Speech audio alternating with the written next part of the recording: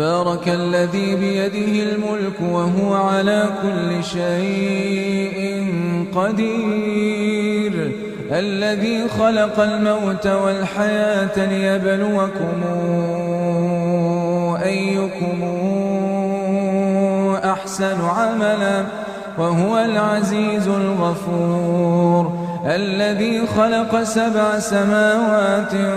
طباقا ما ترى في خلق الرحمن من تفاوت فارجع البصر هل ترى من فطور ثم ارجع البصر كرتين ينقلب إليك البصر خاسئا وهو حسير ولقد زينا السماء الدنيا بمصابيح وجعلناها رجوما للشياطين